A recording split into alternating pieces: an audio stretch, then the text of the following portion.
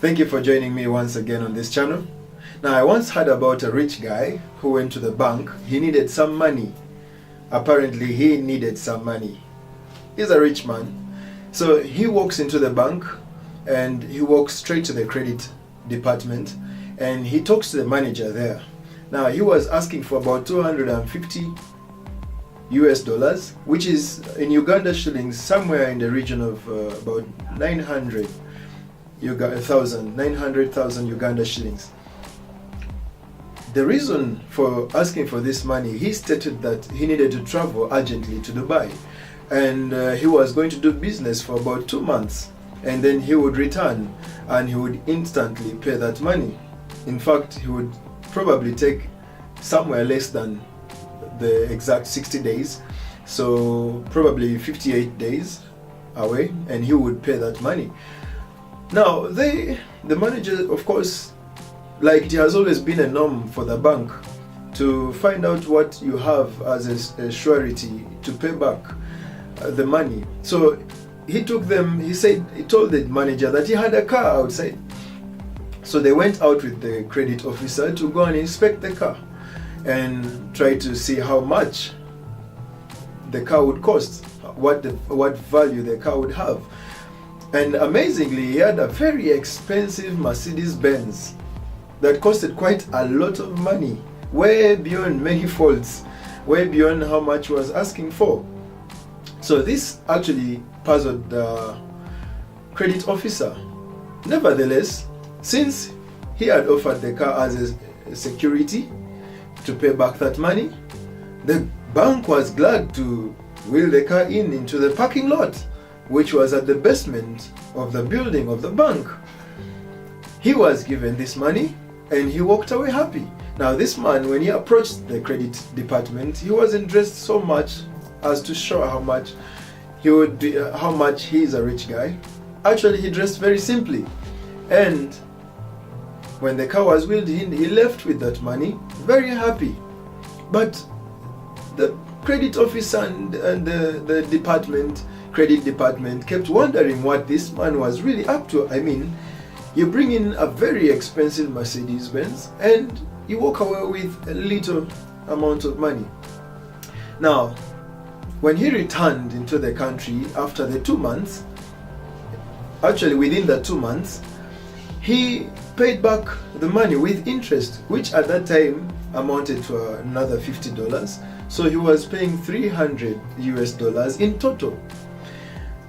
As he was leaving the bank to pick his car, the manager was still concerned, called him back and said, "Excuse me." So he walked to him and said, "Sir, I don't really get this. Why would you bring in such a Mercedes-Benz that is very expensive just to borrow this little money from the bank? I mean, by the time you have that car, it means you have the capacity to afford even this little amount of money. And yet you said you were going to do business very urgently. This money would barely buy you a ticket plus return, to the country." And he said, the amazing thing is this. He said that he simply needed somewhere secure where his car could park for the 2 months he was going to be away from the country.